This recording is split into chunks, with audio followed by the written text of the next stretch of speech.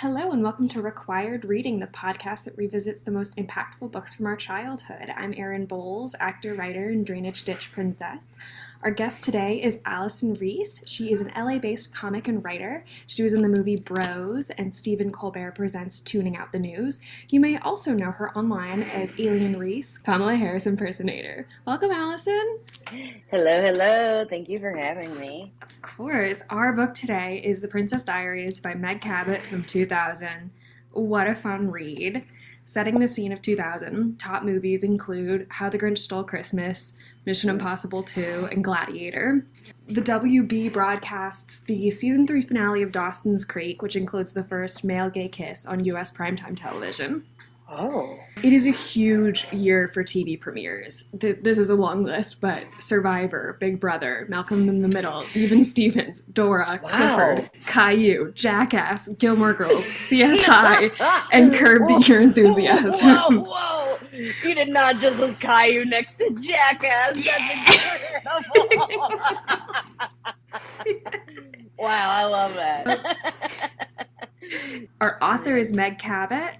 She's from Indiana, moved to New York to pursue illustration as a career, but then ended up working as an assistant manager of an NYU freshman dorm for 10 years. Wow. It's making her make more sense. The way this book is written, it's like, okay, she was around people who were like fresh out of high school for 10 years. Mm-hmm. That makes the very clear teenage voice make so much more sense to me. Yeah, it is so crystal clear. She gets it so right on the nail. She has over 80 books. The Princess Diaries series is still going. May of this year, she published Princess in Quarantine. What?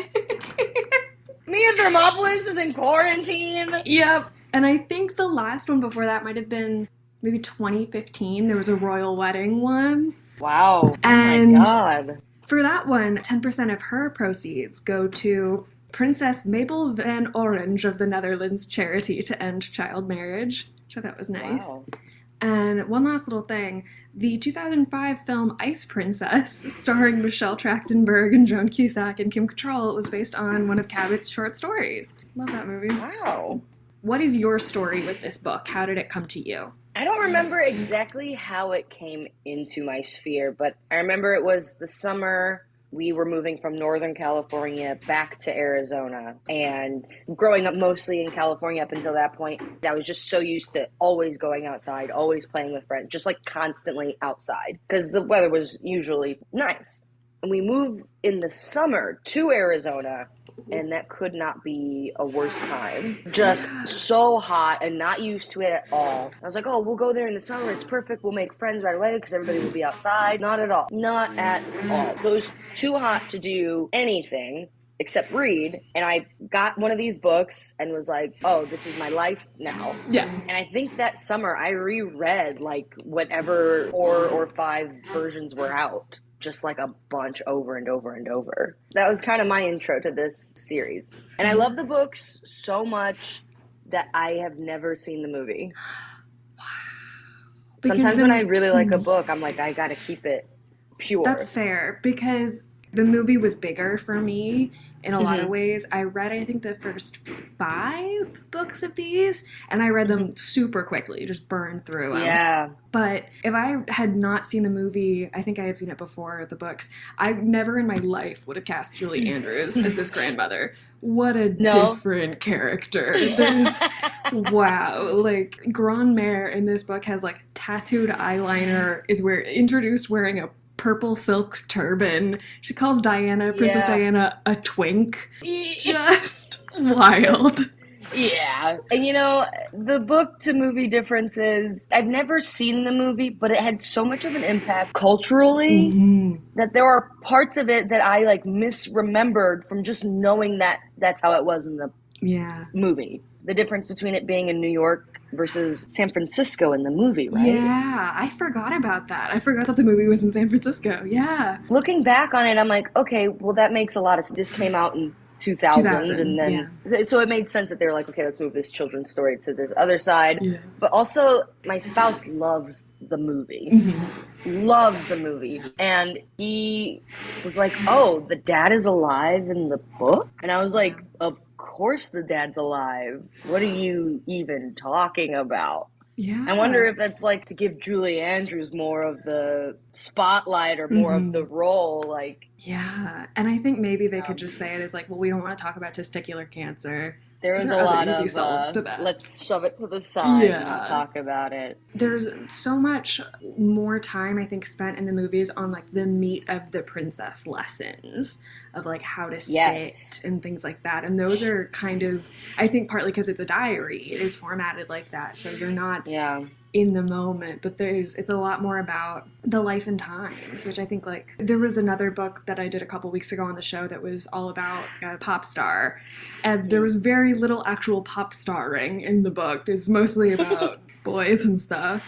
I guess let's just dive right in. The opening line made me cry at the very beginning. Oh, yeah? Because Tuesday, September 23rd, sometimes it seems like all I ever do is lie. I have so much respect and admiration for Meg Cabot as a writer because it is hilariously funny. This first page is great because she sets up this very crystal clear and like extremely insightful conflict of Mia needing to find a way to voice her wants and her feelings, which is something I'm still struggling with much later. And there's also this great redirect where the whole first entry is, I can't believe my mom is doing this to me. This is so gross. Everyone's going to think I'm a freak. And we think it's about the princess stuff because we know that that's what the book is about. And it's not. It's a great redirect. It's all about her mom dating her algebra teacher, which is barely in the movie. Yeah. I really felt for the dynamic between Mia and her mom, Helen, because there's so much love in there, and yet Mia is very much being parentified. Mia is having to remind her about her work, about paying the rent early on. Yeah, I think Mia does all the cleaning. There's no cooking happening. It's one of those situations where the child is parenting the parent, which doesn't get much airtime, in anything.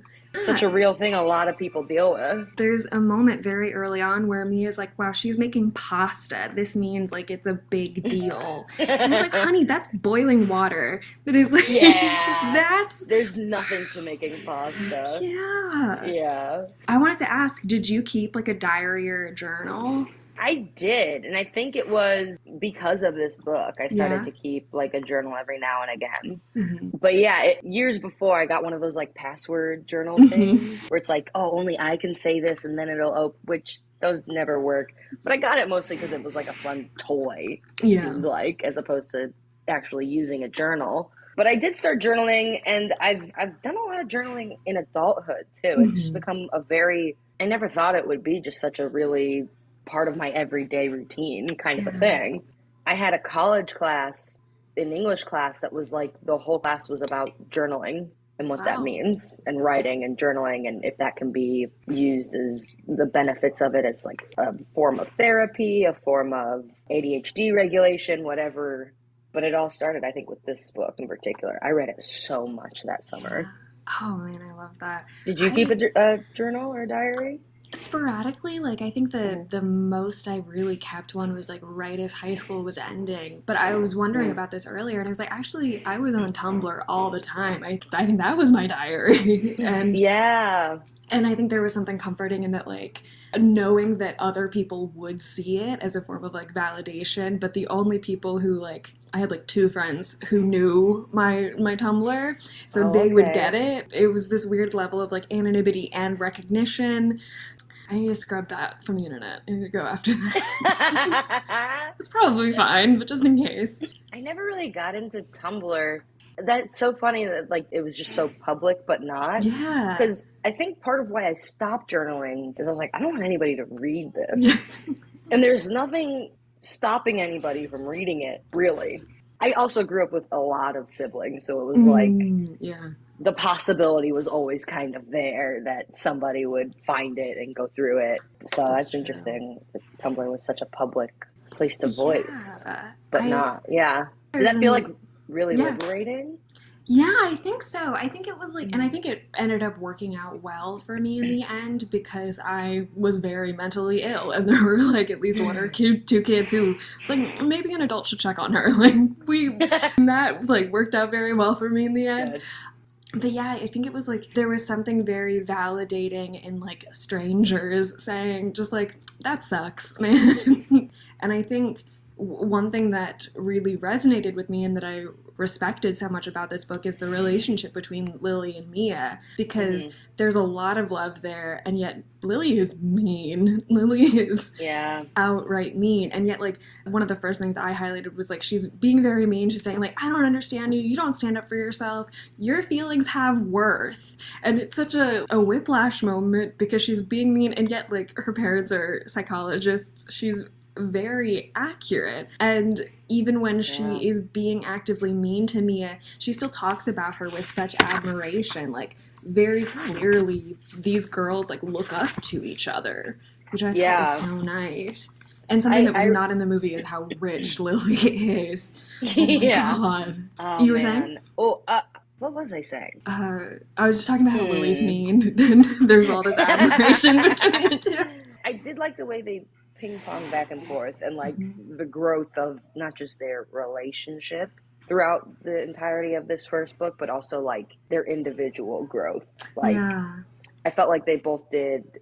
By the end, Mia is listening to her intuition and to herself and being like, I don't deserve this guy being a piece of shit to me. Right. And at the end, Lily's like, hey, I was being so rude and I apologize for that and I'll keep that in check. And it was like really nice because there was something really real about that, about like that accountability between friends, and that's how that relationship grows and gets stronger. Exactly. I think accountability, I mean, it's a hard thing to do as an adult. It's super hard to do as a kid. These 14-year-olds were like, hey man, I'm emotionally intelligent enough to do this. Exactly. And I think that was like, I'm an only child like Mia, and I think in the parentification, you have to have, I don't know, I think Mia has to have some emotional intelligence because she's doing a lot of excuses for her mother of saying like, but she's here when it counts, and she does all of that, and I think that contributes a lot to the emotional intelligence, especially when it's like, it's just you and your parent, and it's us against the world. Yeah. I wonder if in the later books, any of this, like, I parented you, like, you should figure that out, Mom, comes up. I'd be very interested to see, like, does Mia grow up with us? Like, that's so cool. Yeah. And strange. And it's like, sometimes you get that in, like, TV shows, but then it ends after a while. And it's like, that they're still making these books. I'm like, what a unique and, like, cool opportunity. To like go back and be like, oh yeah, this thing from earlier, like I should reflect on that. Like a thing I really love to do just in my free time is like watch old stuff and like kind of find out what's problematic, because I think that is, it's really cool to see like, oh wow, society has grown this much since then, of like that is no longer acceptable to the point where it's shocking that it is even mentioned. And it would be really interesting to see if Mia, this present day Mia, does that with this book, with things happening. Because it straddles such an interesting line between innocence and adulthood, and growing up. Lily has a stalker.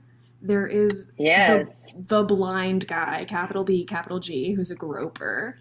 Later and on, a liar. There's later like a teacher that they just mention really briefly who's like always touching girls' shoulders. And like giving massages. And it's wild. It made me remember that there was a teacher like that in my high school. There was, It was like, oh yeah, Mr. I, he's super creepy and is always like, for whatever reason, putting hands on certain girls' backs, and it's like, why? There's no need. That's just awful. And it's like, oh yeah, that was really happening. For this generation in that time. I don't know. I hope it's not still going on, but there was a teacher like that in my middle school, and I was thinking about it like, oh, that's like on par with all the other annoying stuff he did. Like, you can't use a paperclip, you have to use a stapler. Those were, like, equal things. And Mia treats it all as, like, very, like, this is funny, this is just life, you know, hee. And, I mean, I know as an adult reading it, that's very frightening and aggravating of, like, somebody get these guys away from kids. I don't remember how I read that younger. Right? I think younger, I was probably like, that happens, that's so life. That's relatable. Yeah. What a crazy So much thing. of this book is that. I really love also her use of language and like the teenage voice. Absolutely. Mixed with like these New York private school kids and their like high vocabulary. I thought it was a really fun like mix of those things. Like both of these things can be true. You can say like a bunch in a sentence and still know like whatever words the Moscovich kids use all the time and be like very smart and political and all these things, but be like, ugh, Lana Weinberger is a freak. She's so mean and like. Yeah. And that she can have that and like you said, like also be extremely emotionally intelligent. It's also in the movie to an extent, but I think Mia is a lot, like having read a bunch of, you know, YA children's books, Mia is such a clearly drawn protagonist. She is so principled about everything, about she won't do princess lessons until her dad says, I'll donate $100 to Greenpeace every day you do this. She's militantly vegetarian, which I also like, that was very accurate. I think that was a real personality trait in 2000 was hating McDonald's. Oh, yeah. Also thinking back at that time of like, it was vegetarianism that was like, oh, you're a vegetarian. Yeah. And these days it's like veganism, and that's how that's treated of like, oh, you're militant for the animals. Like, it's interesting. I had like it wasn't Super Size Me, but it was like a book like McDonald's is bad book that I would be like, you need to read this to other kids. And then and then there was a girl on my bus who became vegan like pretty early on, and I was like, oh, I see what she's doing. So I'm going to stop because I see now my behavior reflected back to me. But even Mia is like, really funny. At one point she's even like, I can't believe my mom is like going on carriage rides in Central Park. Those horses are being treated terrible. This is one tiny detail. It was a throwaway line, but it stuck with me. Helen listens to Howard Stern. Yes. What? That doesn't make any sense to me. None. I caught that too. I was like, Howard Stern? Like that was on her iPod or whatever. Yeah. That stuck out to me too, because I was like, what the hell? Yeah. That'd be like if, I don't know. I get Howard Stern is still in the air, but it's like, to me, I'm like, that may as well be Joe Rogan, dude. Yeah, exactly. Like, it just didn't fit her deal as 100%. Like this artsy, like woo-woo kind of mom. Especially because, like, you know, she made Mia. You know how much these things matter to her. Yeah. Yeah, very weird. My next note is all about the setting up of Genovia, that there are no taxes. Great. I love that they explicitly say that Genovia was on the side of the Allies in World War II, because I was worried. Although Grandmère does like Coco Chanel, which, Nazi. She says she hates any place you can't order up a decent sidecar. The sidecar specific is so specific. Like, it was part of her princess learnings to learn what it consisted of. Yeah. So funny. This tattooed-eyed grandma was like, learn how to make me a sidecar. Exactly. Also. And she's so different. Like, Julie Andrews in the movie is stuffy, but not refusing to serve a woman foie gras because she had a baby out of wedlock. She's not, like, she calls the paparazzi on her own granddaughter. It's just vicious. There's definitely more viciousness to this Grandmère. Who would you cast as Grandmère instead? I was trying Maybe somebody who has a little more bite. Yeah. Right? The only, like, answer I could come up with was, I know around the same time Glenn Close did Cruella de Vil. And I felt like that was kind of, like, at least, like, a step in the right direction. What would you say? Because I was trying to think. Judith Light? I don't know. Yeah. I wouldn't know. Honestly, I feel like Glenn Close is probably probably the best. Well, maybe I could see Meryl Streep doing a good job of it too. Yeah. But I feel like she could body this role. Yeah. In 2000, you could have done like a Judi Dench, maybe even a Maggie Smith to get someone European. Ooh. Maggie Smith would have been really fun. Yeah, she would have been really good at that. I'm almost angry they didn't the movie didn't give us this really delicious meaty Grand Mère character. Who's who you kind of hate. She doesn't have too many redeeming qualities. Yeah. At the end, there's one or two things, but even those one or two things are really self-serving for that character, and it's not even in the interest of Mia for real. Yeah, really interesting. From a reader perspective, very refreshing. What's your relationship with your grandparents? Because I had a grandmother who was just awful and felt very seen by this. I had one set of grandparents, kind of a strained relationship, but it was more like a Cold War as opposed to anything direct. Absolutely. But my grandparents are more generally soft and squishy. Yeah. Just not so sharp. And I had, one side of grandparents that passed when I was fairly young, so I didn't get to know them. But the grandmother that just died last year, I mean, she a character. My mom got married right after she finished her bachelor's degree and started looking into master's programs. And her mom went, "You're married. What do you need a degree for?" Oh, and goodness. All sorts of things like that. I'm very close with my mom's cousin, and she is, to this day, she's terrified of my grandmother. To this day, whoa. She's dead. She, that's a terrifying woman. She was talking to me, she's like, "I still remember her slapping your uncle from when we were 5. I still remember that very clearly." Oh my God. Yeah. Wow. Yeah, that generation is... Yeah. That would scare me too. I'm scared of her. She died last year. I went to my mom's whole family is from Kentucky, so I went to help my mom with everything, and she was pulling out stories I had never heard before that were I knew this was a bad lady, but oh gosh.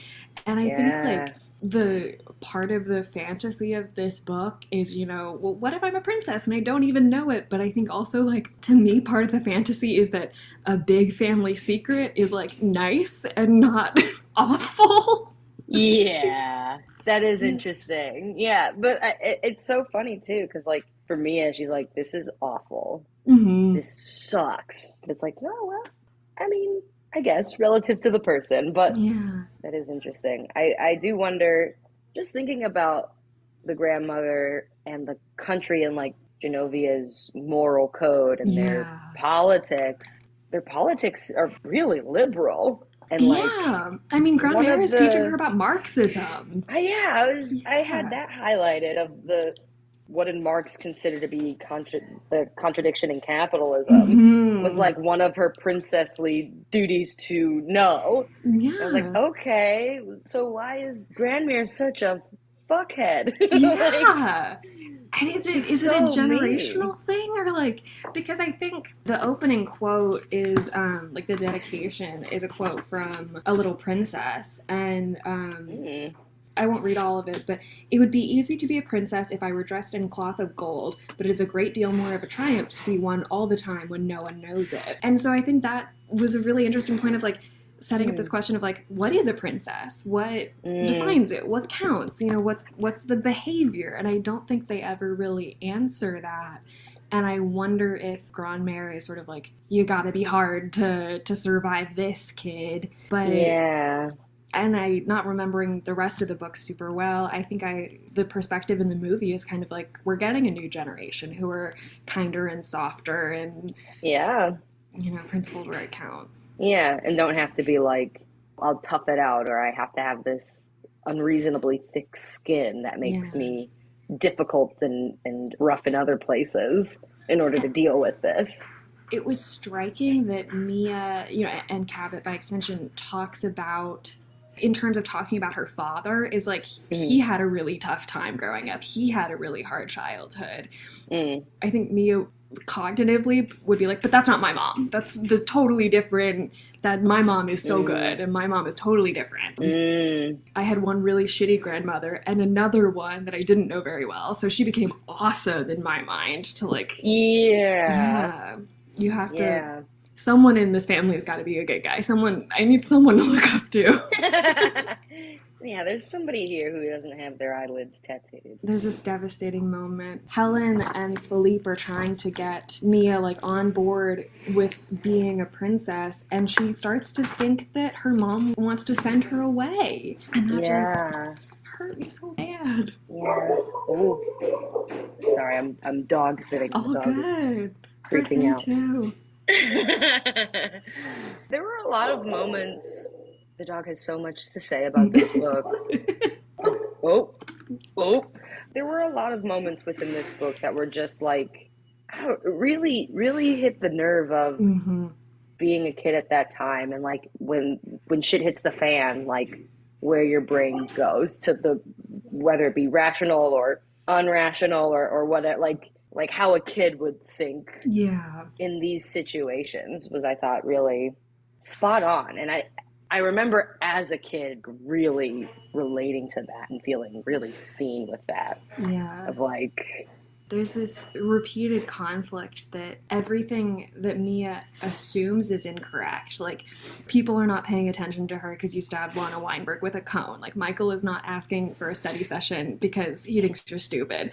And I think I respected that because, like, everything is confusing and everything is a mystery. Everyone else is like a black box. Like, she assumes that if people find out she's a princess, they're gonna not like her and she's not gonna become popular, which is so obvious. Be like a freak, and it's gonna ruin her life, and it's gonna be horrible. And yeah.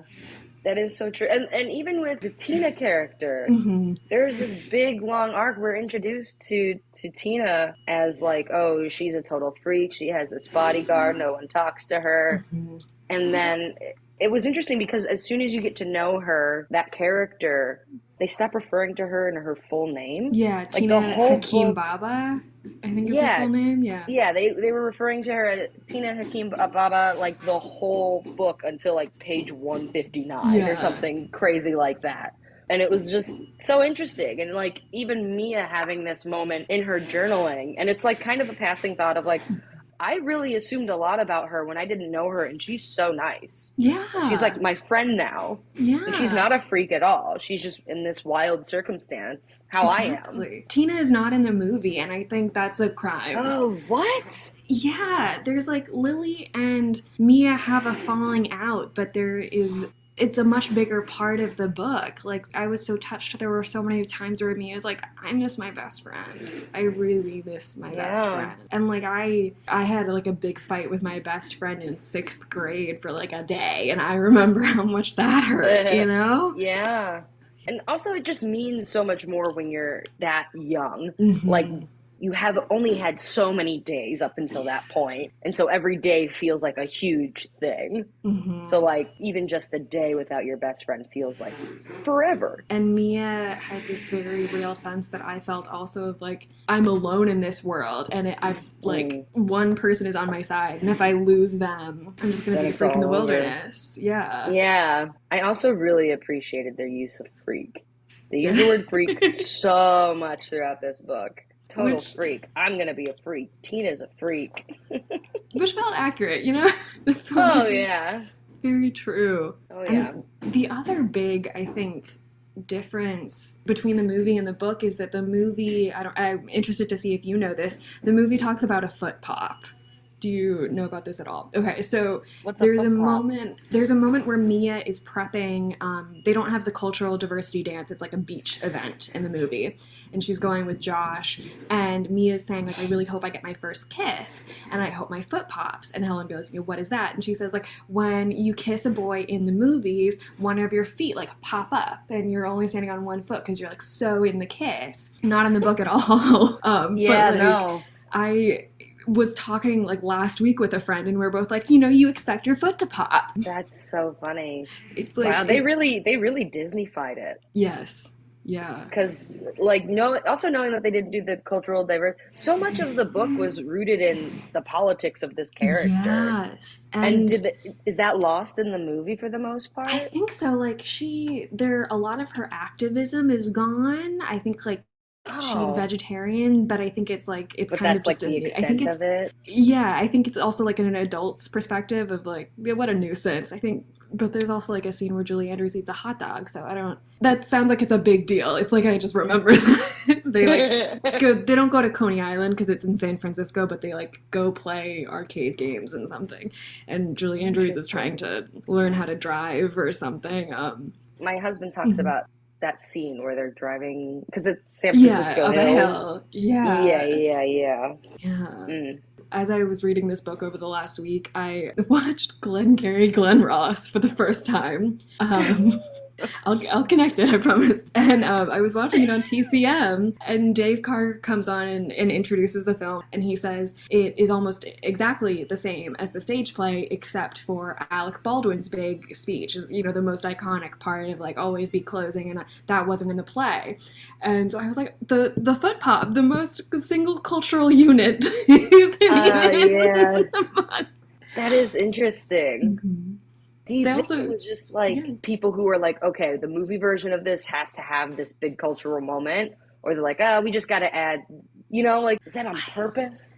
The I foot don't pop, is that know. like I I always think wonder about like that, like chicken or the egg, like what came first? yeah, to an extent they like might have played up the romance a little bit, but I also think like Mm. between the book and the movie, it both times felt accurate to how like a girl thinks about her crush, you know? So I didn't like Mm.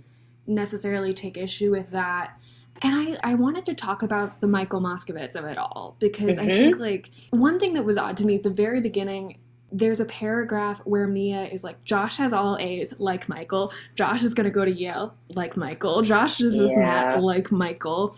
And I could see it from a writer's perspective, but I think like the whole time I kept being like, Josh is a senior and his girlfriend Lana is a freshman, right? Like that's true, right? And then you get to the Yeah. end and it's happening again of Michael is a senior, but it's different this time. Yeah.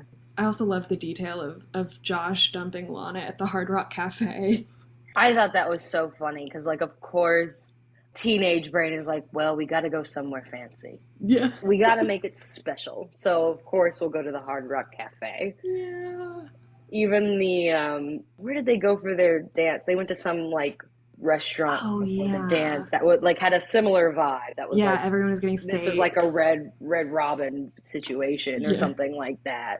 Not like nearly as like classy as I think she had in her mind. Hmm. But yeah, that is interesting, the Michael and the Josh of it all, because they really, I mean, bookended it with Yeah. that of like Josh and Michael, Michael and Josh, but then in the middle, the focus was way more like Josh, Josh, Josh, but then Hmm. the undertones were like, yeah, but Michael's there, and Yeah. you get along with him. Hmm. It is strange that it's like he is so much older. Hmm. And you're Something I like, didn't clock how when can I you read it the first not time. like how can you not see her as a little sister? Like Yeah, she's literally friends she's with your little sister. right there. Yeah. Yeah, yeah, And like I wonder how much of the going forward there are three people in that relationship, you know, between it's Michael, yeah, Mia, and Lily. She's always gonna be there. yeah.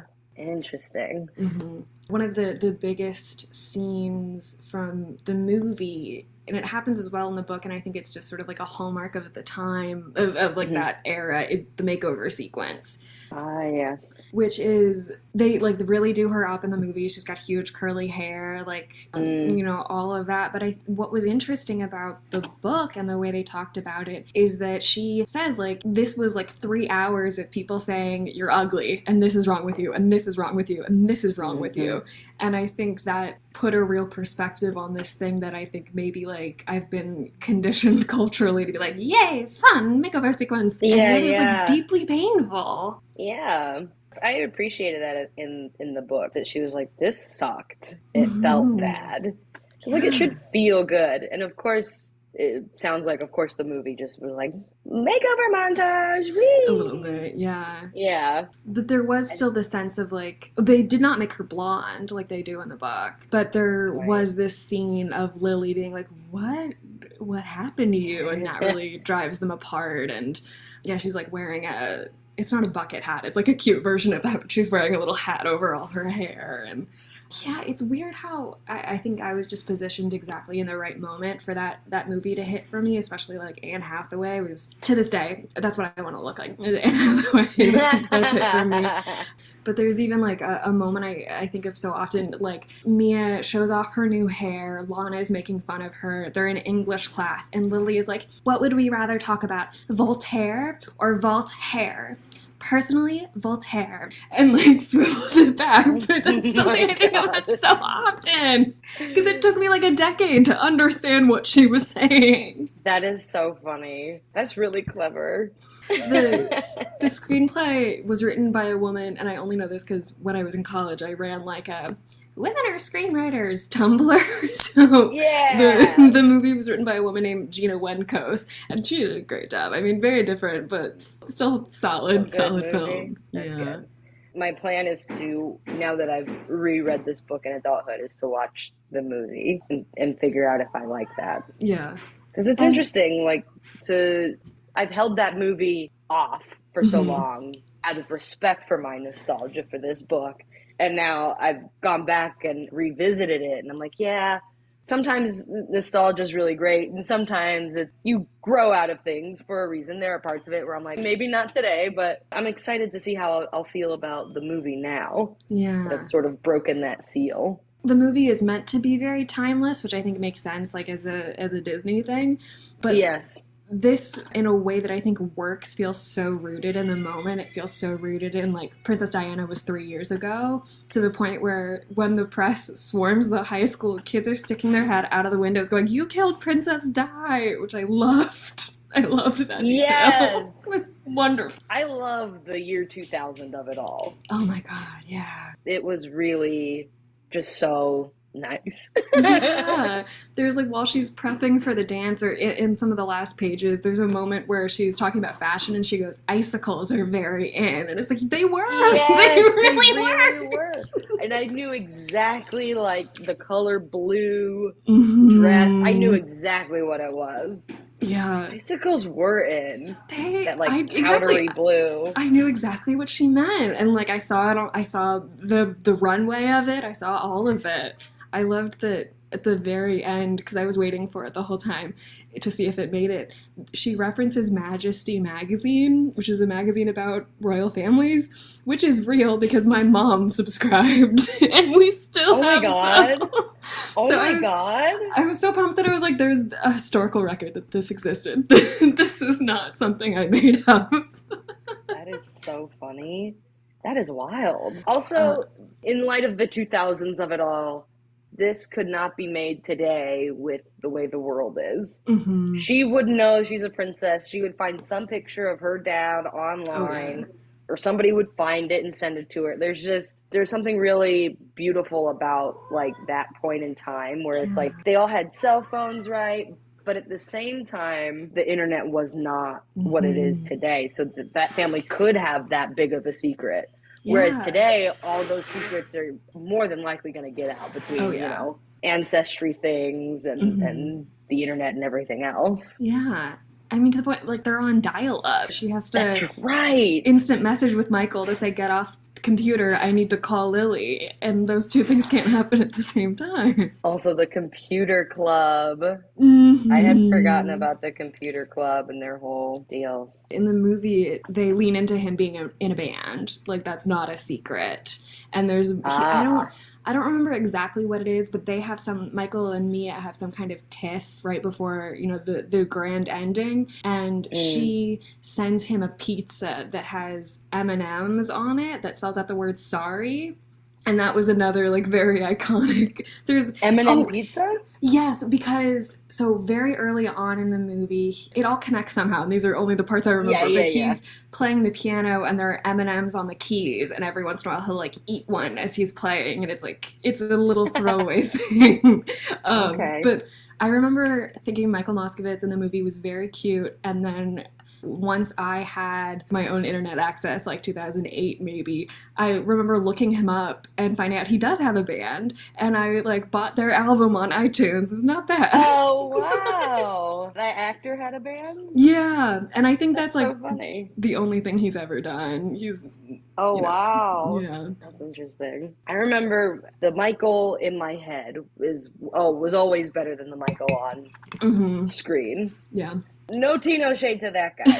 I'm sure he's really lovely. They were different actors, but the actor they got to play Josh looked so much like the heartthrob on Lizzie McGuire at the same time, Ethan Kraft. There was very much a type, which I really appreciated. I know that name. Mm-hmm.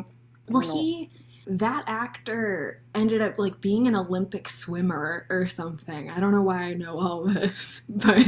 Oh my gosh. I'm looking up Josh Richter. Yeah, he was a very typical, like, surfer boy, I feel like was kind of the in thing at the time. Oh, this actor. I feel like he was in a lot of Disney Channel movies. Mm-hmm. Kind of California surf boy. Yes. Kind of that vibe in that era. He might have been in, like, one of the skateboarding Disney movies. Brink! That's right. He was in Brink. Those Disney Channel movies were very good. Do I prefer them because it's my nostalgia or not? But I was watching in Barbie, there is a reference to a Disney Channel original movie to Gotta Kick It Up, which is America Ferrera's one of her first acting roles. Wow. Do you know Gotta Kick It Up? I don't. It's about, there's a teacher at this, sort of like inner city struggling school who actually was the Broadway Belle in Beauty and the Beast. She was in a lot of like Disney voice acting stuff. Mm-hmm. And she becomes the dance captain for this almost entirely like Latina group of girls that includes America Ferrera. She's, I think, like the second or third lead girl. And their like chant becomes Si Se Puede, like, yes, we can. And at one point in Barbie, someone says Si Se Puede, and it was like me and another person in the theater like, oh my god! I watched that. And I don't know if that was on purpose, but it was to me. It was a great little film. Gotta Kick It Up. I might know it. The Si Se Puede, I'm like, wait, I might know this. I feel like it has to have other broader cultural influence that I just don't know about this Disney Channel original movie. I think I've seen this. I think it was a long time ago. But yeah, Disney Channel they had their finger on the pulse, for sure. Between like the original movies and like what they did with this, it's... Yeah. And even, I know it was when I was in high school, there was a Disney Channel movie of another one of Meg Cabot's books that's called Avalon High, that is, I think, like something about girl in high school plus King Arthur. That I never watched, but I remember seeing the trailers for it. I remember being like, I'm a little too old for that, but knowing it's coming out and things like that, yeah. Interesting. Mm-hmm. Meg Cabot, really had it down. Yeah. There's something about this time, but also like the way she uses the teenage voice, but also this time in media and in culture that was like respecting teenagers' feelings. Yeah.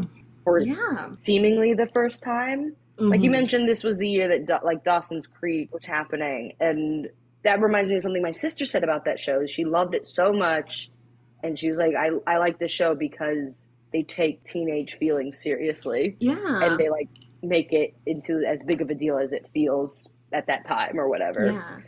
And I see a lot of that reflected in this, too. Yeah. It was the same year as Malcolm in the Middle, which is all about a kid saying, like, let me actually tell you how I feel. Let me tell you exactly what's going on. Yeah. Also, this book is very funny because it had moments where I was truly laughing out loud. Yes, absolutely. And I was like, I am, like, so grown, but this, like, book for preteen me still slaps. Absolutely. And that's wild. And I also appreciate the ADHD of it all, where she's like, okay, this is the notebook that's open. Here's how I'll write that down right now. There's algebra homework on some pages. There's like the definition of satire and things like that. Yes. Yeah. And I loved also the way that those seem to kind of flow in thematically. Mm-hmm. I thought was really nice. And also I was like, oh, I remember some of that math. Yeah. At one point I was like, that's not the slope formula I remember. So I had to look it up and I was like, no, actually I'm misremembering it. I'm thinking about something else. That's so funny.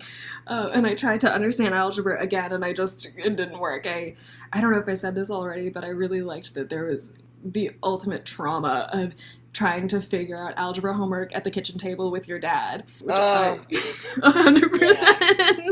Oh, yeah. It feels like every generation, it's like there is new math. It's the same math, but it's just like the language around it has changed. Yeah. Like in some way, shape, or form. The method they're drawing it different or something like that. Yeah, or like how you're getting it. Are you dividing by 10 first before? Yeah. It's interesting. Or it's like, okay, we're getting to the same place. Just finding these other ways of doing it. This was just such a lovely little trip down memory lane. So how do you feel having come off the experience of like spending time with it as an adult? What was it like? It was really cool. It brought back a lot of memories for me at that time, and like just not even so much of like specific memories, but like specific feelings it evoked. So it was so nice. I felt like I was able to reconnect with 11-year-old me again, and it was just delightful. Would you consider it required reading? Which can be required to get to know you? Yeah. I think so. Hell yeah. I think it is. I mean, required to get to know me for sure. Mm-hmm. Me at that time, just utterly obsessed with these books. Which I feel like for me, any other time, doesn't track. I am not, like, I was always such a tomboy and always just to the beat of my own drum. But, and to like really identify with this, like, princess story. Exactly. Is just wild. Yeah, I remember that too. I was very like anti-pink, anti all that. And yet this is like bubblegum and I love it. Yeah. It also dealt with maybe somebody who was more of that, she wears combat boots to school every day, but now has to be a princess. There's just something so relatable of her like embracing this, like for having to embrace this like more feminine part of her life and like being like, okay, what does this mean for me? Yeah. Like on this other level. I really appreciated that like adolescence felt very rigid. I think one thing that resonated so much about the argument with Lily is that like Lily has these expectations of who Mia is, and when Mia starts to change those, Lily gets really upset. And I felt like that, like to the point where like I don't want to like wear a different pair of shoes because I know Calvin's gonna mention it. Oh, like I don't want to, if I start hanging out with it, like join a different club, it's not even that I think people are gonna dislike me. It's that like I don't want to talk about it. I want to be fluid, and that's kind of scary. Yeah, that is interesting. I have a very specific memory of a friend of mine who was also a tomboy and every day would wear, basketball shorts and a t-shirt. And she came up to me one day and was like, hey, I have to tell you something. Tomorrow I'm going to come to school and I'll be dressed in girl clothes. I'll be girly tomorrow. And it was like a thing, which I'm like, I'm sure that is not what you wanted at all. I'm sure you just wanted to do whatever you wanted to do and being you without it being a thing. Yeah, I remember I never wore makeup at all. Like it just wasn't something my mom did. And so I remember I wanted to try it. I wanted to try wearing eyeliner, but I didn't want anyone to say anything about it. So I left my house and then I put it on the bus. And I was so nervous all day of like someone's going to say something. And only one person said something. It was my friend Andy. And he said, that looks really nice, man. And it was so nice. That's a good kid.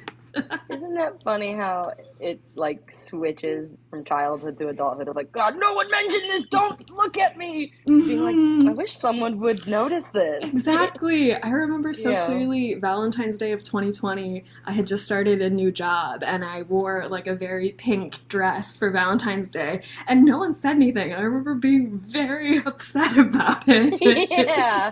Say something. Exactly. Yeah.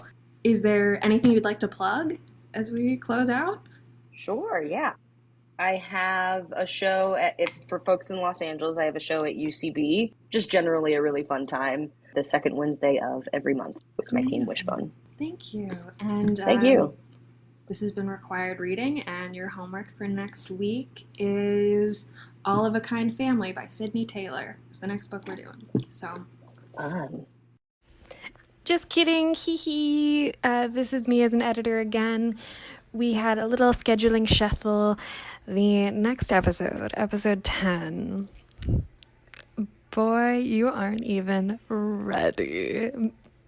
All I'll say is, may the odds be ever in your favor. I can't wait to see you next week.